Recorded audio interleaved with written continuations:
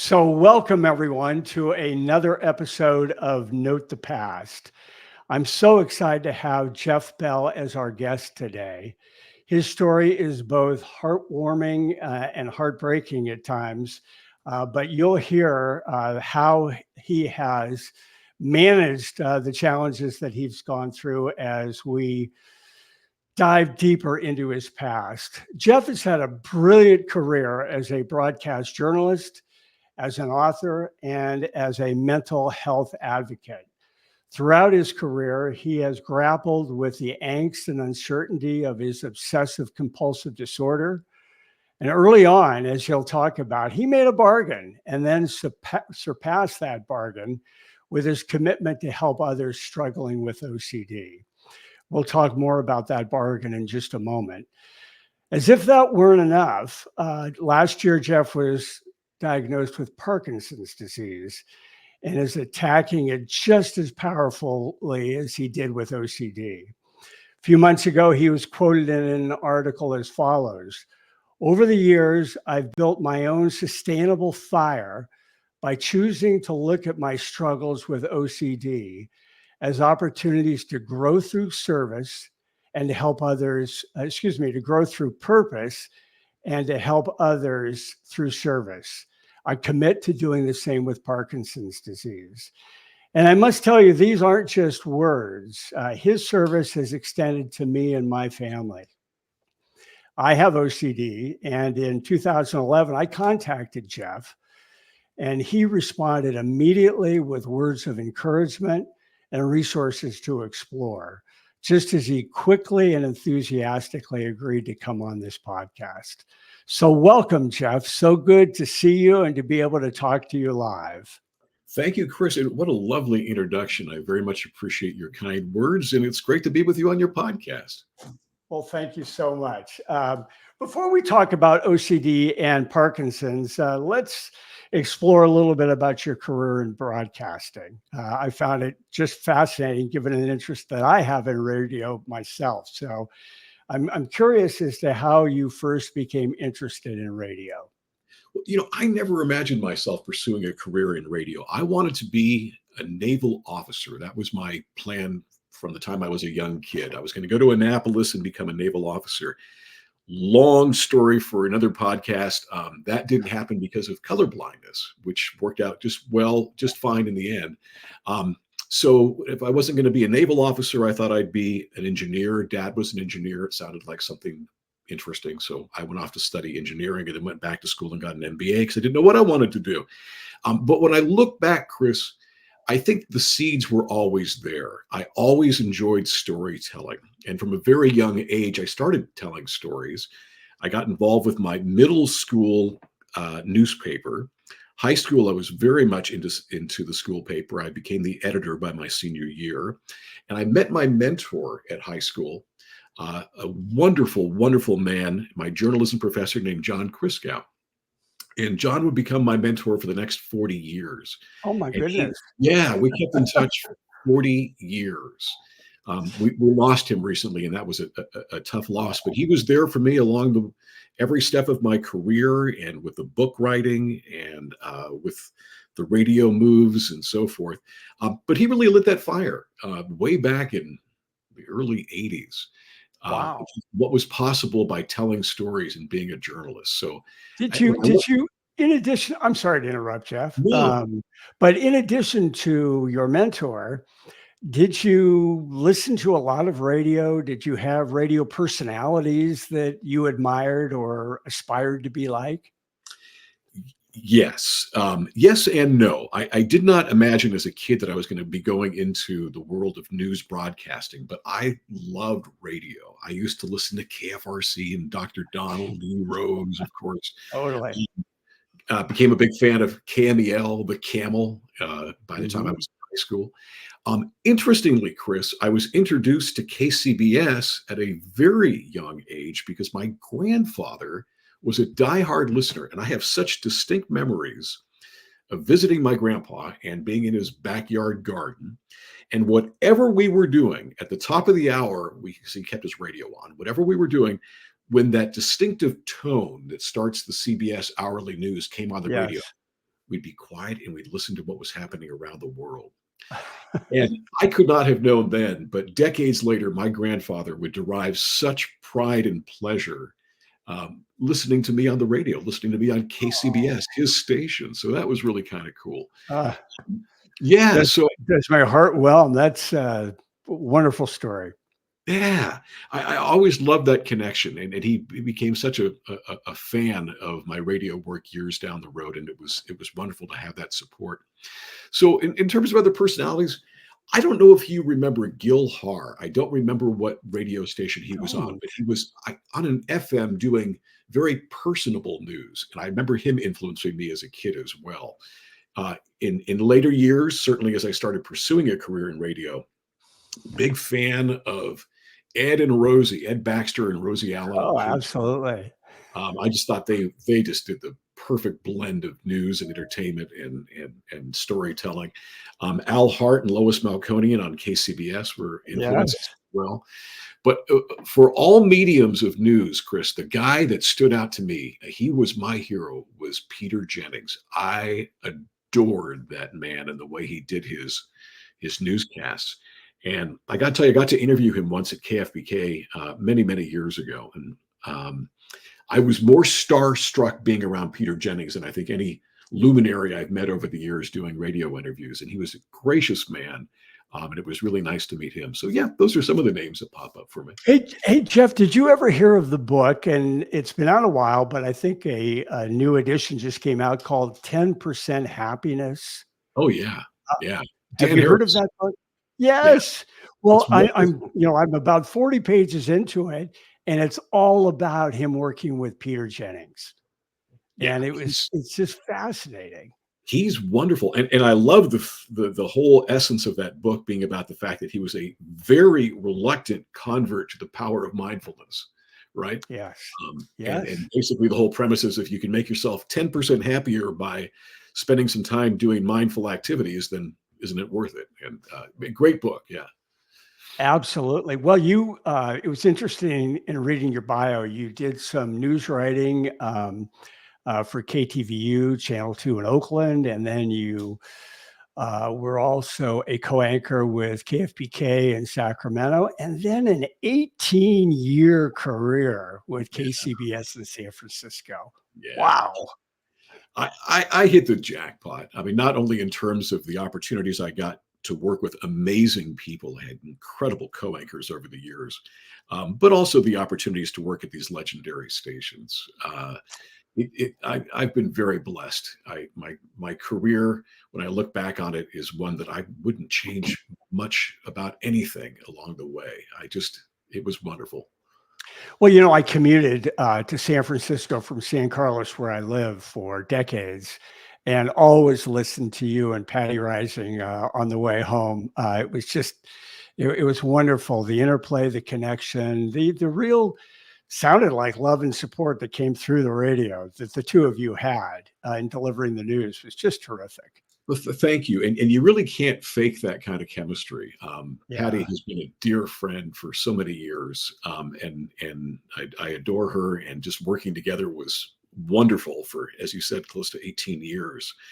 Yeah, and at KFBK, I got to work with the legendary Kitty O'Neill for I think 4 or 5 years in the Wow. afternoons, and Yeah. Chris Lane, a wonderful co-anchor in the mornings at KFBK. Again, I got to say, I hit the lottery. Jackpot. Could you give us just a little snippet, a little behind the scenes of, perhaps a typical shift, or if there was one, a daily shift? For example, I just read an article about Katie Ledecky, the Olympic swimmer, Yeah. who just is coming out with a new book, I think this week. And someone asked her if, just swimming lap after lap after lap was just so monotonous. And she said, no, not really. She said, I concentrated on my stroke, on my breath. I was constantly thinking about how to be better, be faster, improve. And I'm just wondering, in your position, how did you sort of overcome what could be considered by some people as reading the news, although it was just much more than that?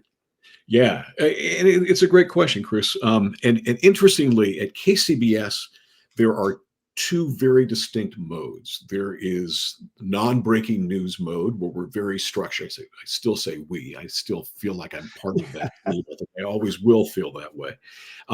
But in the non-breaking news mode, very structured news clock, right? So Mhm. sports at 15 and 45, traffic every 10 minutes, business at 25 and 55.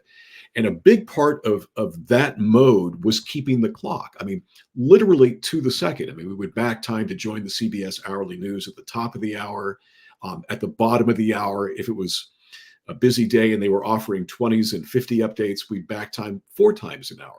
So Wow. you're literally keeping the clock to the second in that mode. And then there's breaking news mode, which is about as exciting as it gets in the news business. And when that happens, you throw out the whole clock, you throw out all of the structure, and you just ride the wave of the breaking news story.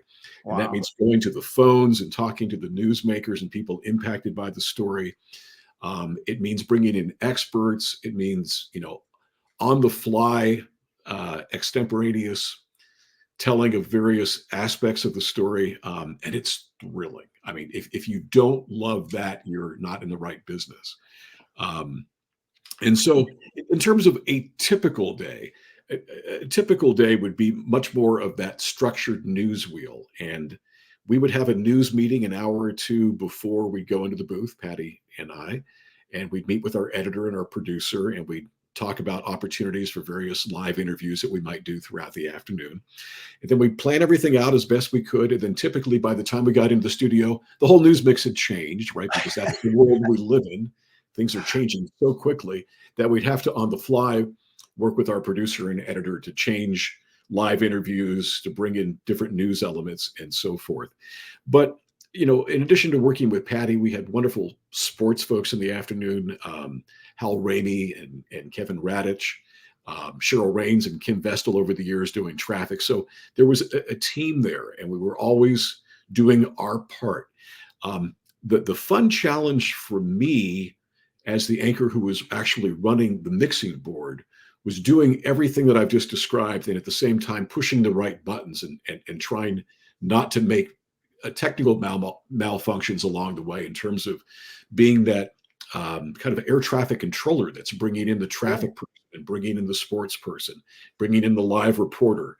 And when I say bring it in, that means pulling them up on the mixing board and getting them where they're supposed to be. So I love that challenge of the whole thing as well. So a typical day, we'd have our news meeting. We'd do our best to plan things out. We'd go into the studio. We'd spend 5 hours talking about the news, reading the news stories, doing live interviews, talking with our traffic and sports and business colleagues. And it was the fastest 5 hours I could possibly imagine, Chris. It just flew by every day. God, that's makes me feel like I would have wanted to have been a fly on the wall watching all of that, watching you produce that. I got to do that once in Southern California on KMET. I just walked in. I was invited into the newsroom, and just watching them for a few minutes was a lot of fun. And Jeff, I have to say, your interviews were also very interesting and very conversational and collaborative with your guests, be it a Thank you. scientist, an economist, a psychologist. You had so many different people in, and you conducted those interviews in a very, as I said, collaborative fashion, and very informational for listeners. Thank you. I appreciate that. That means a lot. I loved the live interviews. In fact, I hear from friends all the time, do you miss working on the radio? And I do. I mean, I'd be lying if I said I didn't. I mean, I don't miss the daily grind of working, 40 hours a week and commuting and all of that. But more than anything, I miss the live interviews. I'm a Yeah. news junkie, and so I'm sitting in front of CNN watching them interview somebody, and I'm like, I want to talk to that guy. I used to interview Leon Panetta all the time, for example, Yeah. and or John Dean, and I'll see them on cable news. I'm thinking, I want to ask a few questions. Yeah. It was a real privilege to have that opportunity. And when you work at an iconic station like KCBS, you've got access to everybody. Yeah. And our producers over the years were fabulous, and they would line up terrific guests, and we would talk with newsmakers. We talk with people impacted by the news. It was a different mix every single day, and it was truly invigorating. Well, let's talk about impact you've had in a couple of different areas. And why don't we begin with your obsessive compulsive disorder, or OCD? And I think a lot of people have heard of OCD, but perhaps don't understand it to the level that you certainly have. To help those listeners understand it, in your book, When in Doubt, Make Believe, you start it with a great story about one of your speeches, or several of your speeches, how you start a speech before an audience. I like to ask an audience whether or not they have had an experience that is relatable to OCD. And let me pause quickly there and make a key distinction, Chris. I do not believe that everybody has a touch of OCD. OCD is a biological, neurological brain disorder. I don't think that there is this spectrum that we've all got this touch of OCD. I do think almost everybody can relate to the mechanism that undermine or that runs the clock of OCD, if you will. Let me describe it that way. And let me see if I can explain that. And what one more important note on this front here. The good news about the term OCD is that it's so much more a part of our vernacular today than when I first started doing my outreach, whatever that was, 15, 20 years ago. The bad news is that it unfortunately has taken on a connotation that is not helpful. OCD is not an adjective. In fact, that is the title of a blog post I wrote one time that probably attracted more attention than anything else I've ever written online. OCD is not a synonym for anal retentive or fastidious. And a lot of people Mhm. use the term that way. You'll hear, especially with the younger generation, I blame my kids all the time for this. You'll hear, oh, my boyfriend is so OCD about keeping his car clean. Well, your boyfriend may or may not have OCD, but the fact that he is fastidious about keeping the car clean does not mean that he necessarily has OCD. Great point. This is an important distinction, Chris, because unfortunately, within the OCD community, a lot of people feel like their challenges are being diminished when somebody is just Mhm. talking about fastidiousness or being anal retentive about doing something. So I always like to drive home that point that there is a distinction. With all that said, I believe that everybody has the ability to understand what OCD is all about. So let me bring it back to your question. I like to start a talk for a general audience by asking them a couple of questions. I say, in the past 6 months, how many of you have driven away from your house and wondered, did I close the garage door? Or did I unplug the coffee machine? Or did I unplug my curling iron? Whatever the case might be. I say, show of hands, how many of you have done that in the past 6 months, left the house and wondered whether or not you had done that? Almost to a person, people will raise their hand. Yeah. Next question. How many of you at some point in the past 6 months or a year have found that so disturbing, that what if question, that you actually turned your car around and went back and checked? Again, if people are being honest, almost to a person, everybody has done that. Why? Because uncertainty is uncomfortable. So we do something to relieve the anxiety around uncertainty. We take an action like going back and checking to see that the garage door is closed or that we've actually unplugged something, and we move on with our lives. That is pretty normal behavior. The third question that I ask and used to ask for a show of hands until I realized I was outing people and thought that's not a good plan. So I stopped asking them to raise their hand for this one. That third question would be, how many of you drove away from your house, wondered if you closed the garage door, drove back, saw that you closed the garage door, felt better, drove off again, only to feel that anxiety creep back into your head that maybe I didn't check the correct garage door. Maybe I looked at my neighbor's garage door. I better go back and check again. That's where we start separating quote unquote normal checking behavior, as the case might be, um, versus this OCD pattern when once is never enough, that we can't convince ourselves that the anxiety producing trigger, such as maybe leaving a garage door open, can be addressed simply by looking at it once. Now we start getting into distinctions. So I believe that everybody can relate, Chris, to this notion of uncertainty being uncomfortable and doing something in an effort to relieve the anxiety of that uncertainty. For those of us with OCD, and you know this, we only fuel a vicious cycle when we try to relieve ourselves of that uncertainty, anxiety over and over again. We're just digging ourselves in deeper and deeper. Jeff, that rings so true.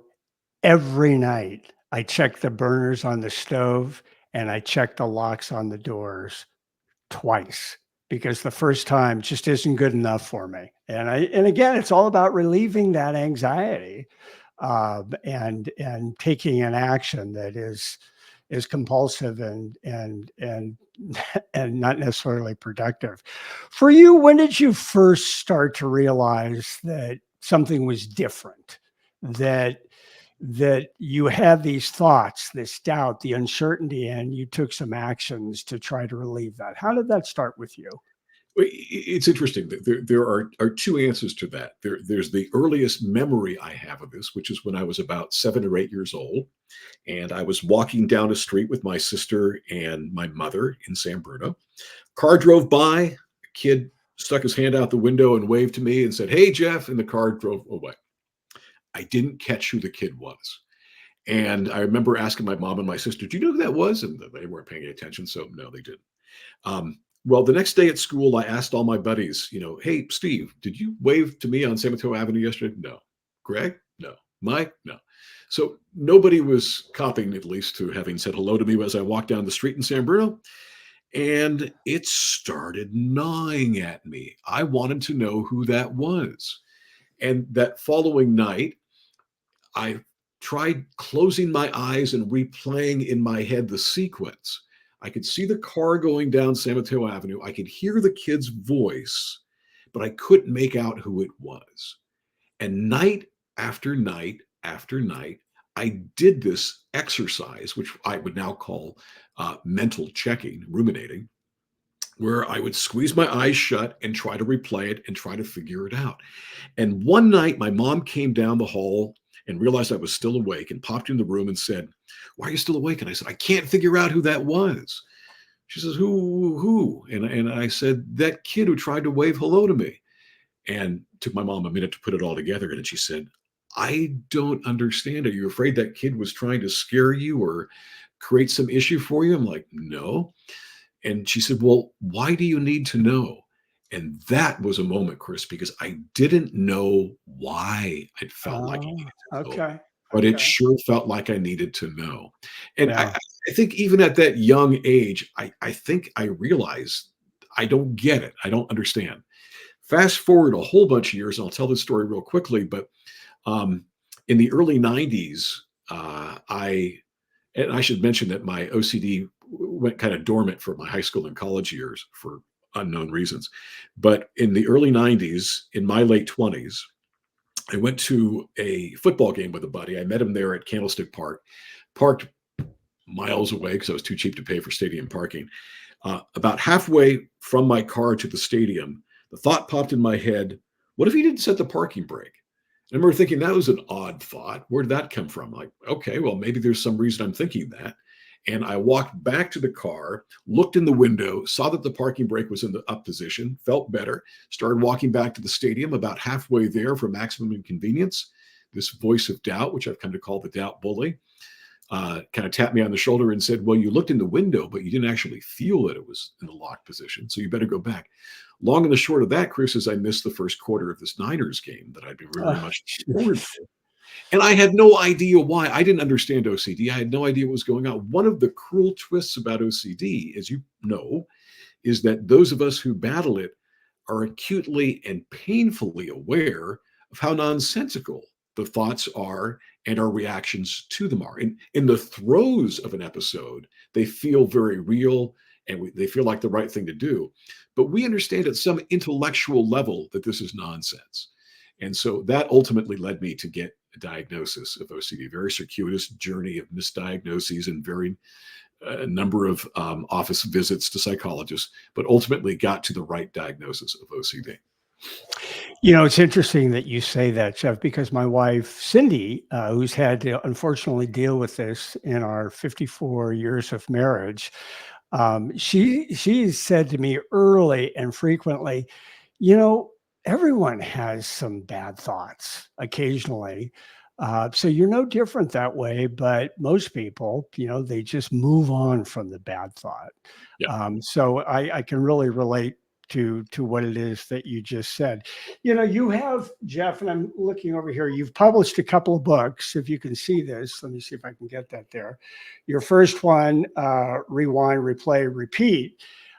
Wonderful book. These are my Bibles. But in that book, you talk about a bargain Yeah. that you made.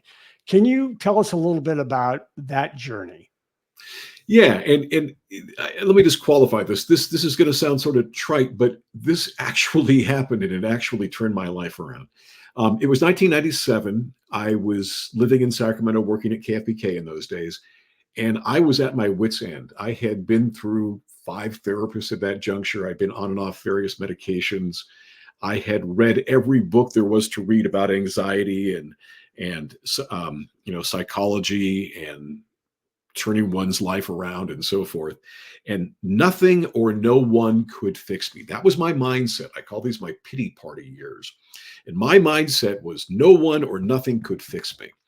And I wound up in my backyard hammock on a sticky August night in Sacramento in 1997.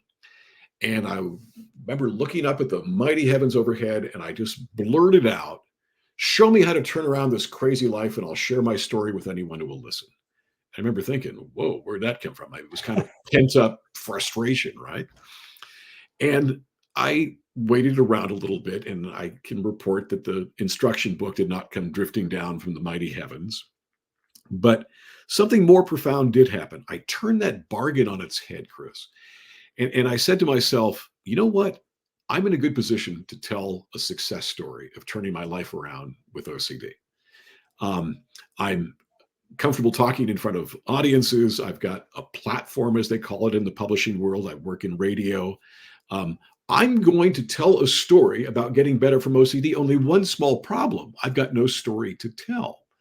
So I put the proverbial cart before the horse, and I said, I'm going to get better so I can tell the story. And I I see. didn't recognize it then, but what I had done in retrospect was identified what I've come to call a greater good goal, something bigger than myself, something that allowed me to be of service to other people and develop a sense of purpose. And I said, I'm going to let that guide me. And for the next year, I journaled every obsession, compulsion, triumph, setback, everything that was happening in my OCD journey. I also went back and saw a therapist that I had seen before, who I was only paying lip service to in terms of doing the hard work of her treatment process. And I said, I'm ready to do the hard work this time. And the only difference was I had that motivator, that greater good motivator with me this time. And lo and behold, a year after I'd started my journaling project, I was in a much better place. I was not cured. I still had OCD, but I had learned to manage this disorder in incredible ways. And the only thing that had changed over the course of that year was I was driven by this greater good goal. So fast forward, I spent another year stringing together those 3x5 cards that I had filled out for the first year. I wrote a very, very bad first draft of Rewind, Replay, Repeat. I spent 9 more years rewriting and rewriting and checking and rechecking that manuscript. Ultimately, in 2007, I went public with my story, and the book was published. And it has been the greatest gift to be able to share my story in a meaningful way. And that has driven me for all these years since. Well, Jeff, your message is such a compelling one to anyone afflicted with OCD. You, as you said, you made the decision to get better, and that was your purpose, and that's what ultimately became your commitment to service to others. But I remember once when I had OCD so bad, and I imagine you did something like this. I remember once saying, "Oh my God, if they just find Patty Hearst, I'm sure this will all go away." I would come up with things like that rather than what you just described, which is the ahas, the hard work, the sort of belief that, if I focus on the greater good, then I have an opportunity to improve, get better, and I'm doing a service to others who are also struggling with this disease. Yeah, and for me, Chris, that became an opportunity to weigh what I called the good choice in life, whatever that was presented to me, which often looked like a compulsion. It often seemed like scrubbing my hands or checking the doors was the good thing to do, because it was fear and doubt driven. And what I learned to do was shift my motivators from fear and doubt to purpose and service, and shift Wow. from good to greater good, which I defined as something that allowed me to empower myself or empower somebody else. And I found that given the opportunity, purpose and service will trump fear and doubt as motivators if we give them the chance to do so. And Yeah. it's not easy, but that gets back to choice making. Do I do the Well, and compulsion? your Do the and, compulsion? and your lessons, I mean, your next book that you came out with, When in Doubt, Make Believe, is really a primer on what you've just described, Jeff. And I found it when I've read it, and I've read it multiple times. It's just chock full of ideas and techniques and actions and exercises that you can take to do just that, shift from doubt and uncertainty uh, to uh, to thinking meaningfully about purpose and about service to others. I'm not saying I'm very good at it, but I'm saying that it just Nor made am I, so much Chris. sense. Nor am I. I'm better at teaching this than I am at actually doing it. Do as I say, not as I do, sort of thing. But it, in all seriousness, it's just an ongoing process for all of us. Yeah. It's about the choices we make over and over again, whether that's OCD, do the compulsion or don't do the compulsion, or life, take the pursuit of comfort versus take the pursuit of opportunities to empower yourself and other people. Well, you certainly it motivated many of your endeavors. Obviously, you've been an or a national spokesperson for the International OCD Foundation, and you founded your own nonprofit, Adversity to Advocacy, which to me, just thinking in terms of that thought, changing something that is painful to something that can help others is terrific. How did those come about, and are you still active in either one of those at this point?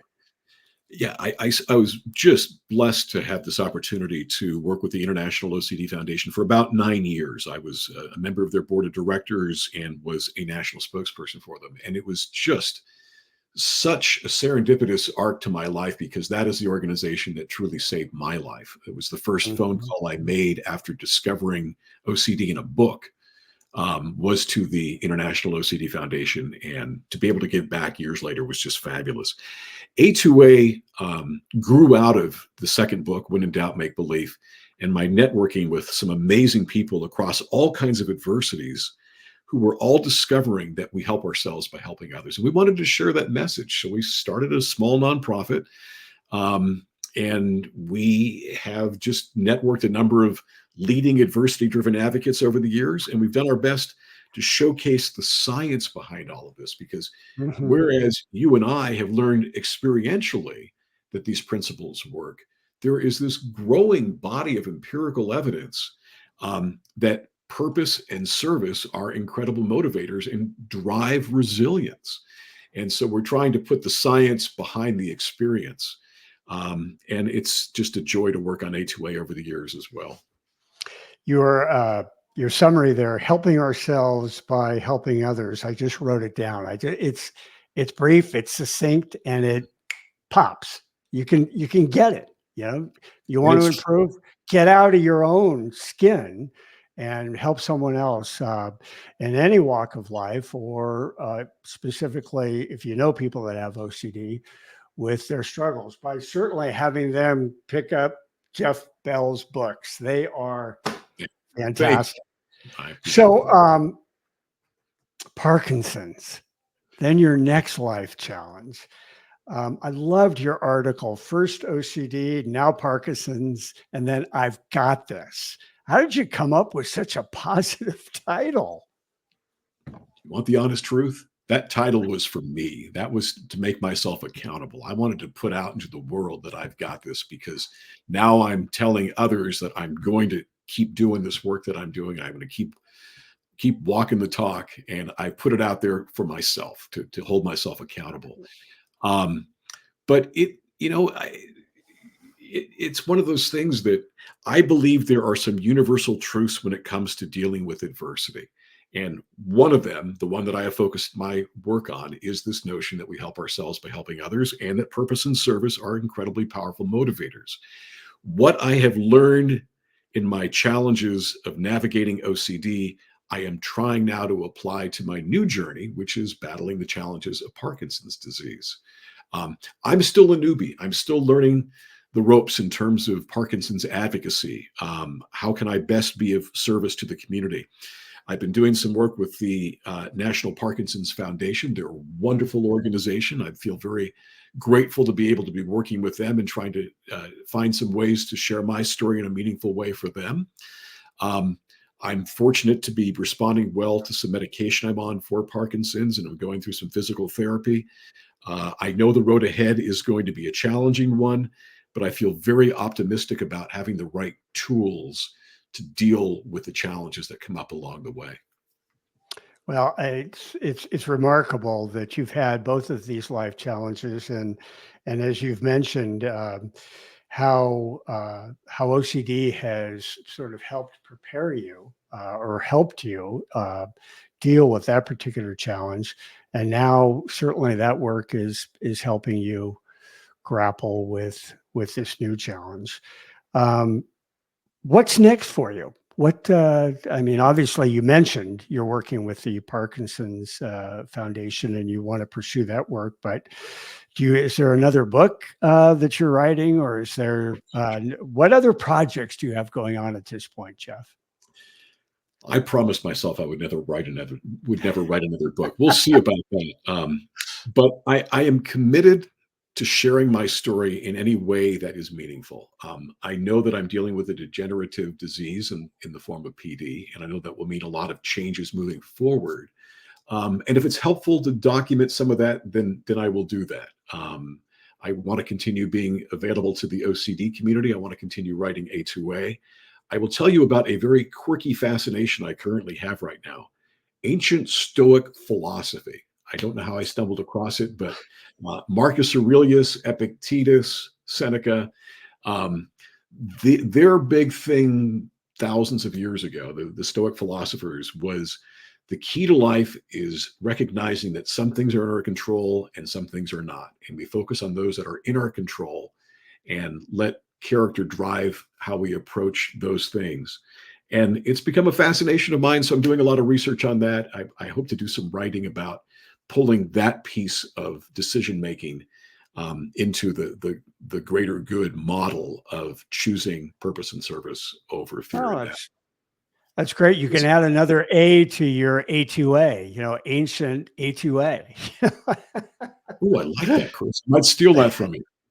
Yeah, So that's great. I guess the last thing I would ask you, some people who are afflicted with a disease like OCD or Parkinson's, particularly, and I'm going to deal with OCD now because it's I'm going to say it's more emotional, and I'm not saying this correctly, I'm sure, and therefore people can be embarrassed to seek help or to talk with others about their affliction. What do you say to those people who have been maybe dealing with this their entire life, or just realizing that they've got OCD? What would you say to them in terms of seeking help? I've talked a lot today, Chris, about advocacy, and I'm a big believer in the power of advocacy and how we help ourselves by helping others. I also have learned, and often the hardest way possible, that the number one thing we need to do is advocate for ourselves along the way. You need to Mhm. seek help. I was misdiagnosed several times trying to get to the OCD diagnosis, trying to get to what was ultimately going on. It took me over a year of speaking with specialists and whatnot to try to figure out what was going on with my body that was, as it turns out, Parkinson's disease. I needed to Mhm. ask the questions. I needed to reach out for help. I needed to find community. I needed to advocate for myself. And so that is the first thing. The second piece is I get it. I was there years and years ago where it seemed to me that it was a sign of weakness to reach out for help. What I have come to discover, because so many people have reached out to me as somebody who has been out there telling a story about how they might take a next step for getting help, that it is the ultimate definition of courage to reach out for help. Mm. And Mhm. I would share that with everybody watching right now, that if you are going through something, find the courage to reach out to anybody, a family member, a dear friend, a hotline, an advocacy organization. You're not alone. There is help and there is hope always, but you need to connect yourself with it. Wonderful wisdom, Jeff. And certainly, I can't tell you how much I appreciate you coming on today and telling your story and and sharing with us your perspective on purpose and service. And as you put it, I'll say it again: helping ourselves by helping others. I think it's just tremendous. I want to ask people that if in fact you want to learn more, don't hesitate to contact me, and I can provide you information about Jeff and his books. And if you found this useful, please subscribe so you could be notified of future podcasts. And Jeff, I pull us into a big screen here, so I'm going to hit the escape button, and hopefully I'm not going to lose anything. But let's see what happens. But thanks so much for coming on today. Thanks for this opportunity. It's been a pleasure being on your podcast. You ask great questions, and I'm honored to have been a guest on your podcast. Thank you so much, Jeff. Talk soon.